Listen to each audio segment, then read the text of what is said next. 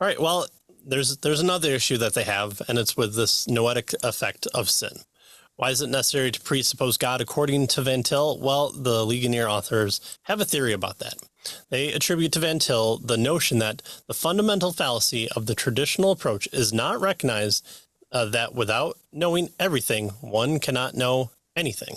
But Van Til, in fact, explicitly denies the principle that we must know everything in order to know anything. On the contrary, to Van Til, our need to presuppose God has nothing to do with idealistic epistemological speculations. Rather, we presuppose God because it, in the nature of the case, that it is the right way to reason, and because, therefore, we are obligated to reason that way.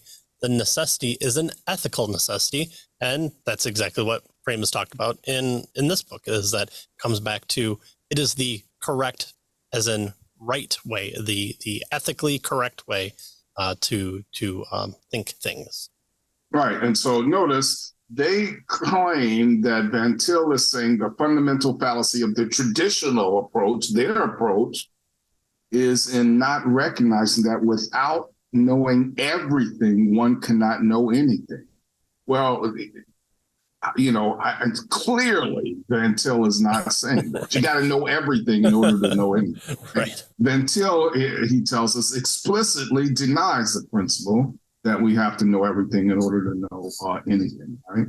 All he's suggesting is that Van Til is presupposing God has nothing to do with this idealist epistemological speculation. Rather, we presuppose God because in the nature of the case, that's the right way to reason. So Van Til says that this brings us to the question of the noetic effects of sin. He says at this point, he finds a surprising amount of agreement between the Ligonier authors and Van Til.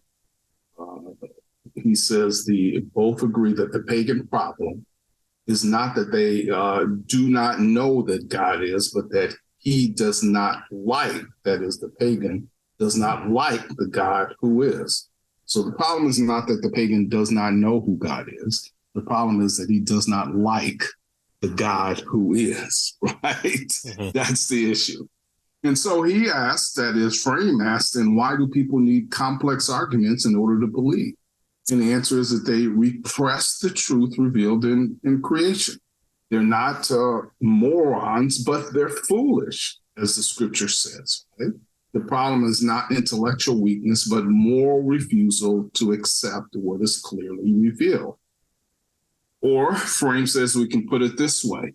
They do have intellectual problems, but the intellectual problem is produced by the moral problem, not the moral problem by an intellectual one. They know God, but they do not know him saving them, says is what the issue is. Right. And that's clearly what both sides see, but that's clearly what we see in Scripture. It's not let me take your stony mind and make you think new thoughts. It's let me take your stony heart and make you alive. So it's always considered a hard issue. But from that hard issue, then all things flow. In fact, when we look at James from out or Jeremiah, from out of the heart speaks, and from the tongue is all the things that are inside that come out and are could be vile and biting and serpent-like.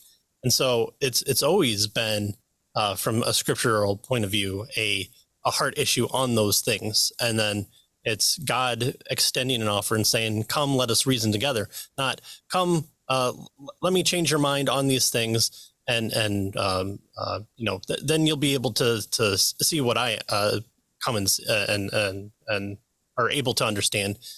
It's a revelation of God using what He has already made within us. But again, that sin, the noetic effect, the mind issue, the heart issue, is driven from that ethical approach that we hate God, we say we don't believe Him, and then we also hate Him at the same time. That glorious dichotomy of unbelief.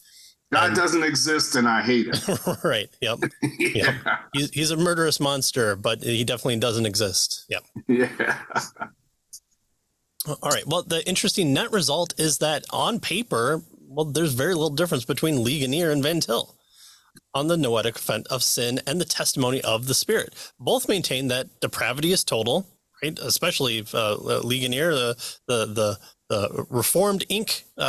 Almost, not quite. That probably has a bad connotation, but definitely outspoken on their Reformed beliefs, but also Van Til. So we understand that they are going to have the tulip aspect to them. But the total depravity that has caused repression of the truth, and that unbelievers has intellectual difficulties because of his moral rebellion. Romans 1, that he has knowledge of God, but not saving knowledge. To both, the testimony of the Spirit works with and through our apologetic arguments to break down that rebellion and lead the unbeliever to acknowledge the truth that he already knows. Again, it's not just that God works in a only spiritual manner.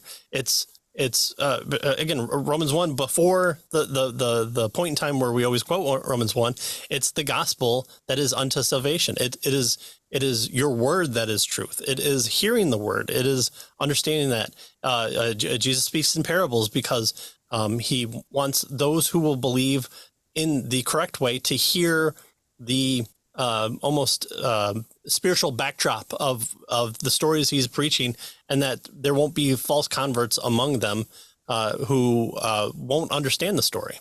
But if he just said, "Oh, just believe in me and you'll be saved," well, then what he means is, I believe Jesus is right there. I believe he's right there. Look, I'm a disciple. I'm able to go on now. Can I have my basket full of food?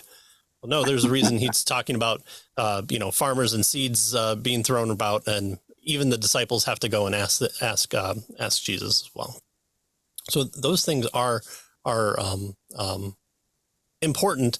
It's not just, why does God need apologists? Well, God needs apologists in the same way that he needs anything, as he doesn't, but it's one of the devices he uses in order to have a relationship with his people, his town criers, his princes and princesses that he saves and brings into his family. But it is the heralding of his word that Adam was to do, that the garden was to do, that Israel was supposed to do. I mean, we see this throughout. The apologetic nature of it has only turned into more of a scholarly aspect to it in the past maybe 200 years, but it's always been a desire of apologists to be evangelical in nature, and answering those questions, even the against heresies and early Christian writing has been to respond to a truth aspect of, no, you're not portraying God in a particular correct way, and here, let me show you why. And hopefully that speaks and turns people so that they're no longer Gnostic, but they go and come and join the real church. Right, exactly. And so both sides in this particular debate hold to the same noetic effect of sin and all the consequences of that.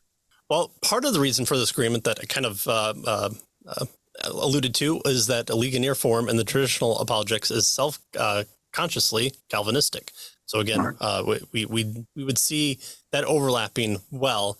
Just seems that maybe the conflating of the ideas or maybe not fully understanding Van Til seems to be playing out here. But also, not to fully rag on Ligonier, but there might be other background issues for why they want to push for their direction rather than embrace presuppositionalism. But right. That's not stated here, so we can only guess. Right.